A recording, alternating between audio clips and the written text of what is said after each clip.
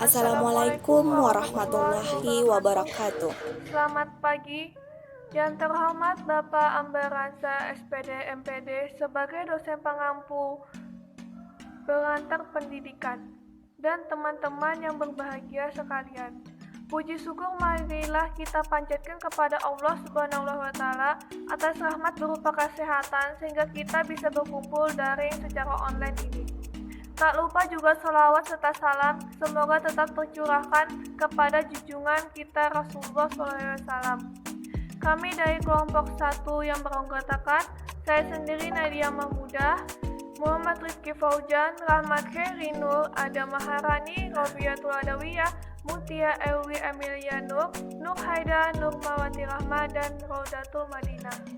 Kami akan memaparkan materi tentang pentingnya pendidikan bagi kehidupan manusia. Pentingnya pendidikan bagi kehidupan manusia.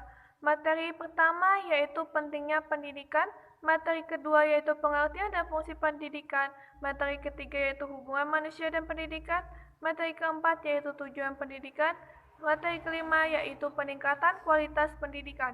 Assalamualaikum warahmatullahi wabarakatuh. Saya Adha Maharani ingin menyampaikan materi tentang pentingnya pendidikan. Disadari atau tidak, pendidikan adalah hal terpenting untuk membentuk kepribadian. Pendidikan itu tidak selalu dari pendidikan formal seperti di sekolah ataupun perguruan tinggi. Pendidikan non-formal dan informal pun memiliki peran penting, terutama bagi anak dan peserta didik. Pendidikan formal adalah pendidikan yang terstruktur dan berjenjang, yang terdiri atas pendidikan dasar, pendidikan menengah, dan pendidikan tinggi.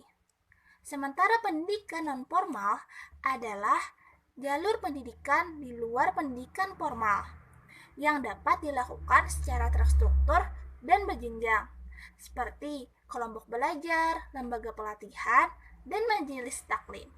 Sedangkan pendidikan informal adalah jalur pendidikan keluarga dan lingkungan dalam bentuk kegiatan belajar secara mandiri.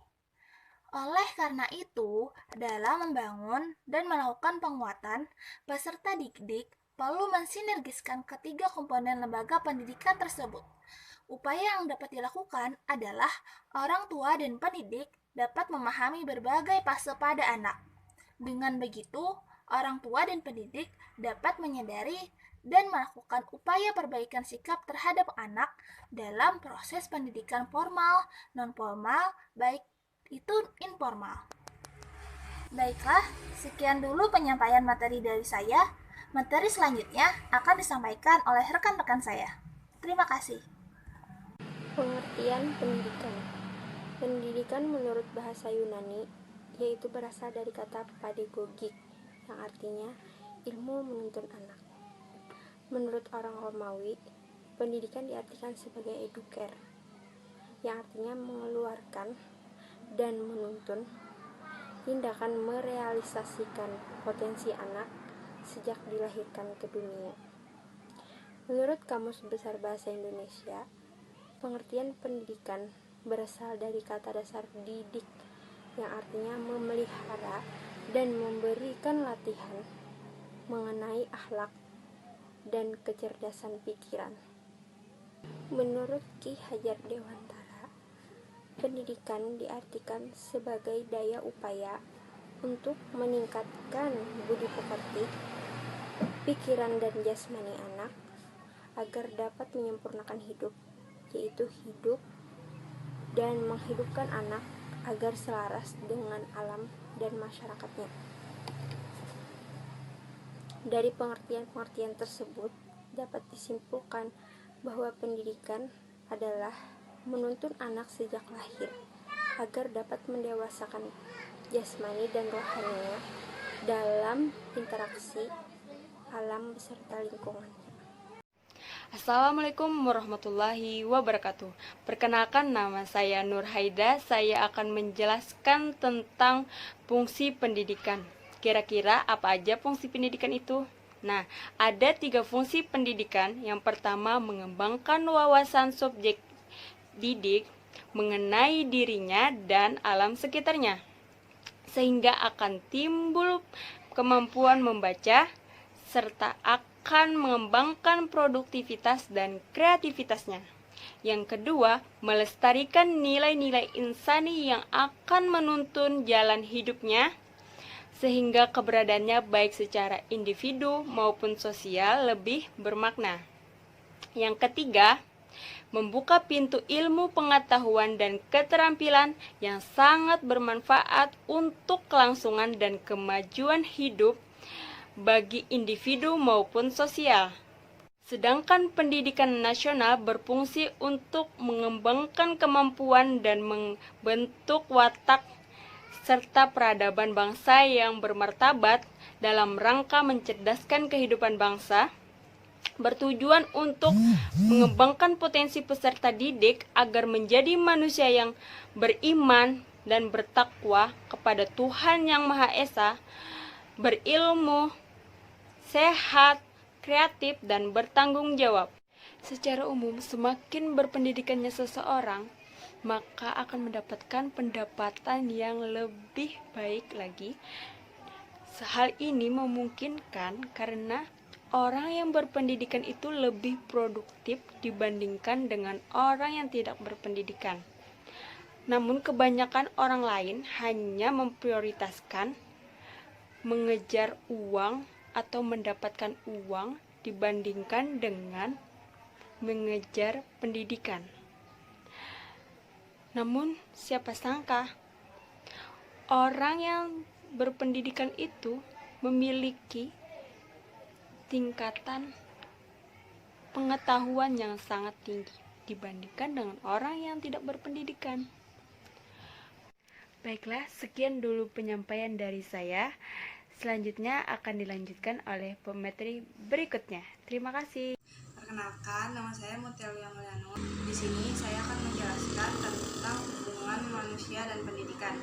Ada beberapa pandangan yang menjelaskan tentang manusia sebagai makhluk, baik makhluk individu, makhluk sosial, makhluk politik, dan lain-lain. Dalam kajian ini erat kaitannya dengan permasalahan pendidikan yang mengasumsikan manusia harus dididik, sebagaimana dijelaskan oleh Tatang Syarifuddin dan M.I. Sulaiman bahwa manusia masih terpaut dengan masa lalunya dengan mengarah ke masa depannya untuk mencapai tujuan hidupnya. Dengan demikian, manusia berada masih dalam perkembangan dan pengembangan untuk menjadi diri yang lebih baik.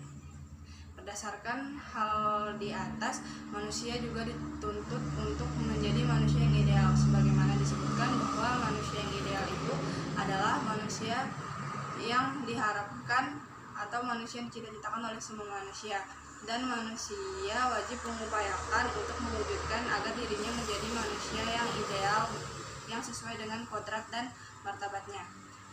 Kalian juga akan menemukan manusia yang berkembang sesuai dengan kodrat dan martabat kemanusiaannya, dan kalian juga akan menemukan manusia yang tidak berkembang sesuai kodrat dan martabat kemanusiaannya. Sebagaimana manusia yang berkembang sesuai dengan kodrat martabat kemanusiaannya adalah manusia yang bertakwa kepada Tuhan Yang Maha Esa. Assalamualaikum warahmatullahi wabarakatuh. Perkenalkan, nama saya Normawati Rahmah dari kelompok 1. Di sini saya ingin menjelaskan tentang hubungan manusia dan pendidikan. Di sini saya menambahkan penjelasan dari Mutia Elwi Amalia Nur apa yang sudah dipaparkannya tadi sebelumnya mengenai hubungan manusia dan pendidikan. Hubungan manusia dan pendidikan sangat erat karena mempunyai ikatan yang tidak dapat dipisahkan satu dengan yang lainnya. Pendidikan merupakan kebutuhan pokok dalam kehidupan manusia yang berpikir bagaimana menjalani kehidupan dunia ini dalam rangka mempertahankan hidupnya. Manusia disebut juga sebagai Homo sapiens, yang berarti makhluk hidup yang memiliki kemampuan untuk berilmu pengetahuan. Salah satu insting manusia adalah cenderung ingin mengetahui segala sesuatu yang berasal dari lingkungannya yang ada di sekitarnya yang belum diketahuinya.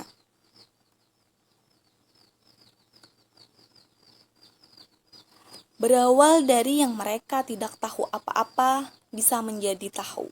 Berawal dari mereka yang tidak bisa melakukan sesuatu, jadi bisa melakukan sesuatu.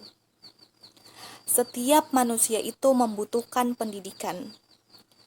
Karena melalui pendidikan, manusia dapat mengetahui kemampuan untuk mengatur dan mengontrol, serta menentukan dirinya sendiri.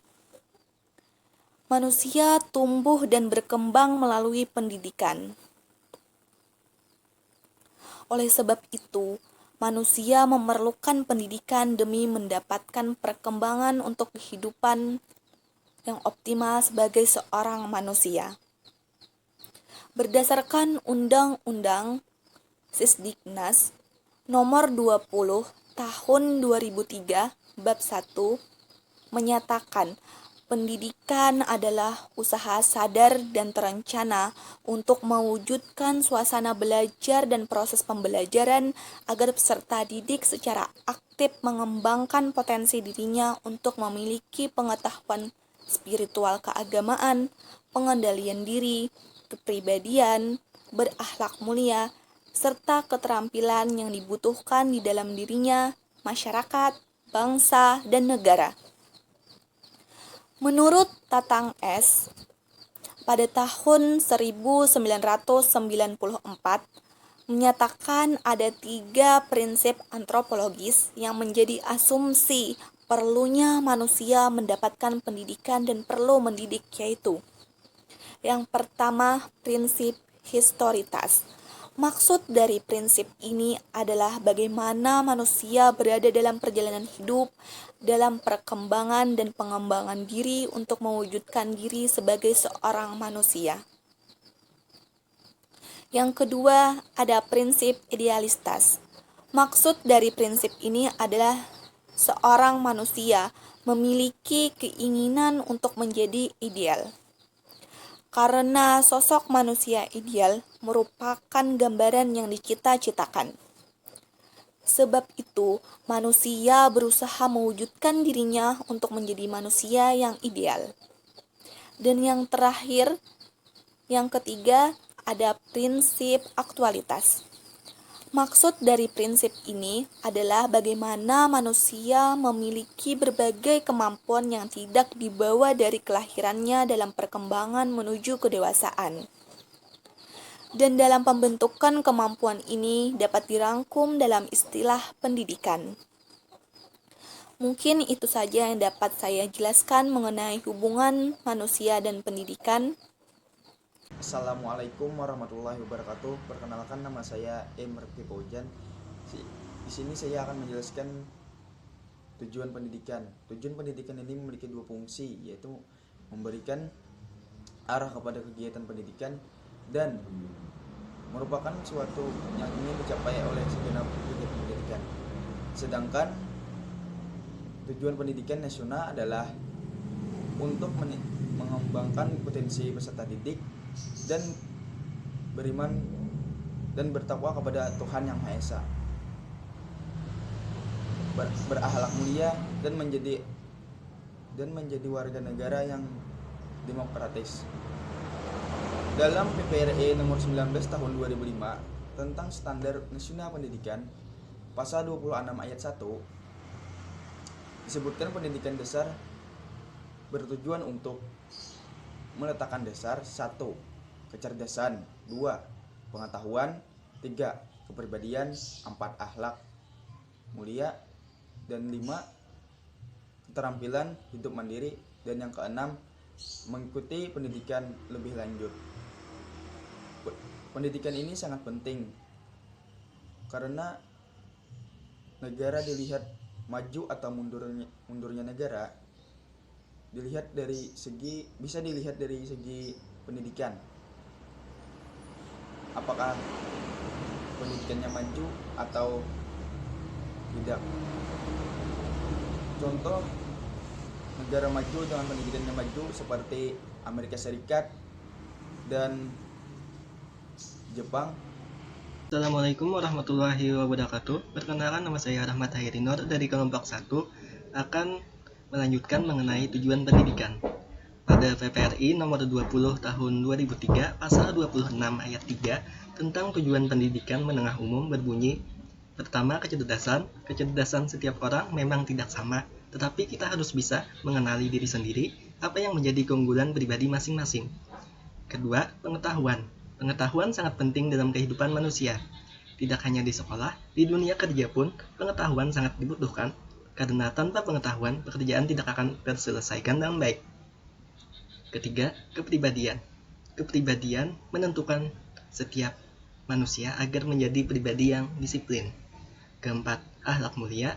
Dengan adanya akhlak mulia, kita akan lebih terjaga dari sifat-sifat yang menyalahi aturan, baik dalam sesama manusia, kepada lingkungan maupun kepada Tuhan Yang Maha Esa. Kelima, keterampilan untuk hidup mandiri. Keenam, mengikuti pendidikan lebih lanjut sesuai dengan kejuruannya. Kemudian, pada pasal yang sama, ayat 4 mengatakan tujuan pendidikan tinggi adalah untuk mempersiapkan peserta didik menjadi masyarakat yang satu, berakhlak mulia, kedua, memiliki pengetahuan, ketiga, terampil, keempat, mandiri, kelima, mampu menemukan, mengembangkan, dan menerapkan ilmu, teknologi, serta seni yang bermanfaat bagi manusia. Jadi, kita seharusnya tidak hanya mengikuti apa yang orang lain lakukan atau temukan, tetapi kita juga perlu membuat pembaharuan dari apa yang orang lain dapatkan, bahkan menemukan apa yang sebelumnya tidak ada. Tujuan pendidikan Indonesia sudah komprehensif, mencakup afeksi, kognisi, dan psikomotor, yang seharusnya dikembangkan secara berimbang, optimal, dan integratif. Kesimpulannya, secara konsep, dokumen tujuan pendidikan Indonesia sama saja, searah dengan tujuan pendidikan yang diinginkan oleh para ahli pendidikan di dunia. Oleh sebab itu, tujuan atau arah dan fungsi utama sistem pendidikan nasional itu adalah mengembangkan manusia, masyarakat, dan lingkungannya. Dengan demikian, sistem pendidikan nasional harus berfungsi mengembangkan bangsa dan kebudayaan nasional. Pembangunan yang dimaksud adalah pembangunan manusia dan masyarakat Indonesia yang seutuhnya. Hal tersebut akan menentukan bagaimana pendidikan nasional ke depannya. Agar pendidikan nasional mampu mewujudkan manusia yang dapat membangun dirinya sendiri serta bertanggung jawab atas pembangunan, perkembangan tiga hubungan dasar kehidupan yang meliputi 1. Hubungan manusia dengan sesamanya. Manusia tidak bisa hidup dengan sendirian tanpa adanya orang lain. Diharapkan pada manusia tidak terdapat sifat kesombongan. Kedua, hubungan manusia dengan alam. Alam merupakan sumber kehidupan bagi manusia. Apa yang terjadi pada alam akan juga berdampak pada manusia itu tersebut. Oleh karena itu, sebaiknya manusia memiliki kesadaran akan pentingnya alam dan bisa menjaganya. Ketiga, hubungan manusia dengan Tuhan Yang Maha Esa.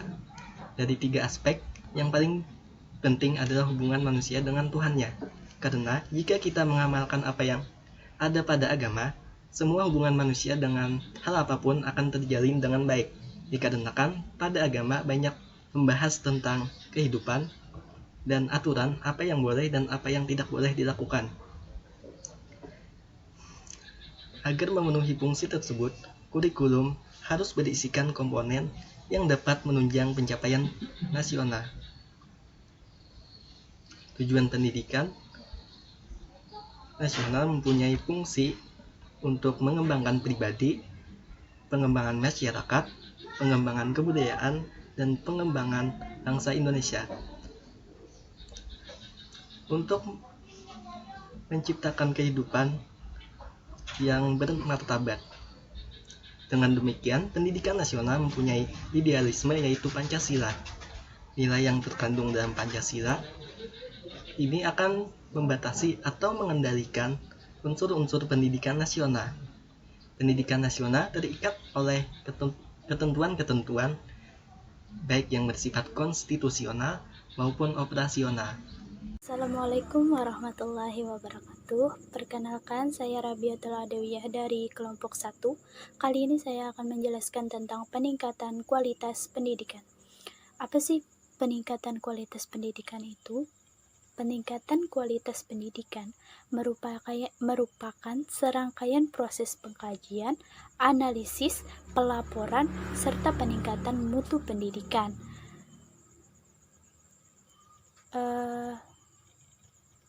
Peningkatan mutu pendidikan ini meliputi 4 tahap seperti yang sudah ada di pengertiannya tadi, yaitu yang pertama pengkajian mutu pendidikan, yang kedua analisis dan pelaporan mutu pendidikan, yang ketiga adalah peningkatan mutu pendidikan, dan yang keempat adalah penumbuhan budaya peningkatan mutu berkelanjutan. Kita masuk ke proses yang pertama. Apa sih itu pengkajian mutu pendidikan? Nah, di dalam proses pengkajian mutu pendidikan ini terdapat yang namanya survei, terus pengumpulan data-data. Nah, di pengkajian ini kita pelajari tentang kualitas pendidikan di suatu wilayah. Misalkan di wilayah A kualitas pendidikannya seperti ini, mengapa jadi begini? Jadi setelah kita mengumpulkan data-data, kemudian kita akan masuk ke tahap analisis dan pelaporan mutu pendidikan. Di tahap ini akan muncul beberapa pertanyaan. Mengapa mutu pendidikan di sekolah ini begini? Oh, mungkin disebabkan karena ini. Jadi di analisis ini kita akan menemukan sebab dan akibatnya. Disinilah nanti setelah kita mendapatkan semua sebab dan akibat suatu pendidikan itu misalnya rendah atau bagus dan lain-lain, itu selanjutnya akan masuk ke pelaporan. Jadi kita buat laporannya, mengapa suatu pendidikan ini menjadi rendah atau mengapa suatu mutu pendidikan ini menjadi bagus. Itu akan didapatkan pada proses analisis dan pelaporan mutu pendidikan. Setelah dibuat laporan, selanjutnya kita akan mencari solusi. Nah, solusi ini ditemukan pada tahap ketiga, yaitu peningkatan mutu pendidikan. Disinilah nanti akan dibuatkan program yang akan memperbaiki kualitas pendidikan. Biasanya program ini dimaksudkan kepada para guru dan program di sekolah. Jadi peningkatan mutu pendidikan di sini pada tahap yang ketiga ini kita akan membuat program, terus program untuk sekolah tersebut. Selanjutnya bisa juga untuk meningkatkan kualitas tenaga pendidik, biasanya akan dilakukan pelatihan-pelatihan terhadap guru supaya kualitas pendidikannya itu juga semakin bagus. Selanjutnya masuk ke tahap yang keempat. Jika di tahap ketiga kita membuat program, mengadakan pelatihan-pelatihan bagi guru. Nah, di tahap keempat ini bagaimana cara kita untuk mempertahankan program tersebut terus berjalan semakin baik ke depannya. Jadi lebih menekankan kepada bagaimana cara kita agar kualitas pendidikan ini selanjutnya akan terus meningkat, akan terus bagus. Jadi disinilah nanti dicari solusinya. Oh, ternyata ini yang menyebabkan suatu pendidikan ini menjadi rendah. Selanjutnya akan dicari program tadi itu yang akan dibuat sedemikian rupa yang berjangka panjang, tidak hanya memberikan manfaat pada saat itu tetapi juga memberikan manfaat ke depannya, memberikan manfaat berkelanjutan. Jadi peningkatan itu akan berkelanjutan, tidak hanya pada waktu program itu dibuat. Penelitian internasional mengindikasikan bahwa para guru dan sekolah merupakan kontribusi terbesar terhadap hasil mutu pendidikan. Nah, ini mengapa tadi peningkatan mutu pendidikan itu dipusatkan pada guru dan sekolah, karena kontribusi guru dan sekolah inilah yang terbesar di dalam peningkatan kualitas pendidikan.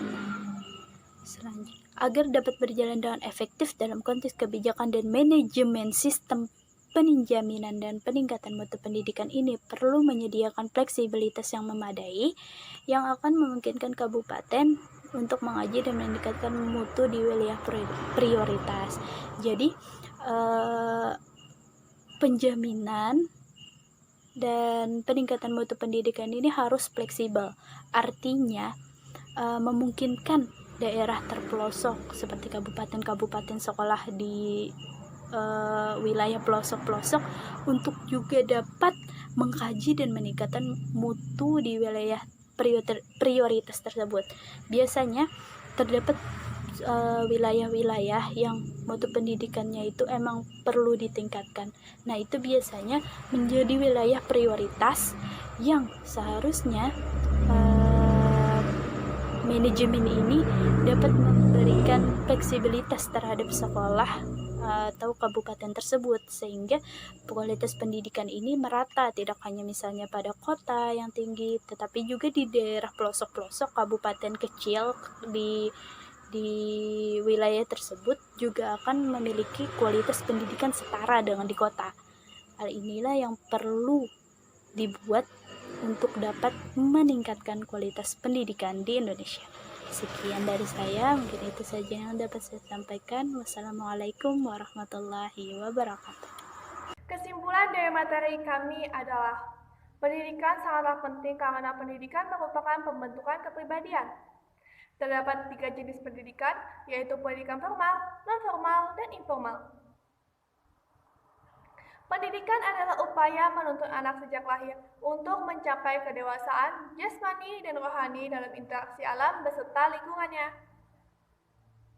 Fungsi pendidikan terbagi menjadi 3, yaitu mengembangkan subjek didik melalui dirinya dan alam sekitarnya, melestarikan nilai-nilai insani yang akan menuntun jalan hidup, membuka pintu ilmu pengetahuan dan keterampilan yang sangat bermanfaat untuk kelangsungan dan kemajuan hidup. Hubungan manusia dan pendidikan adalah setiap manusia sangatlah membutuhkan pendidikan, karena melalui pendidikan manusia dapat mengetahui kemampuan untuk mengatur dan mengontrol serta menentukan dirinya sendiri. Tujuan pendidikan adalah menjadikan manusia yang cerdas, berakhlak mulia, dan menjadi warga negara yang baik. Peningkatan kualitas pendidikan merupakan serangkaian proses pengkajian, analisis, pelaporan, serta peningkatan mutu pendidikan. Terima kasih kepada teman-teman semua yang sudah berkenan mendengarkan. Salah khilaf mohon maaf. Wabillahi taufiq wal hidayah. Assalamualaikum warahmatullahi wabarakatuh.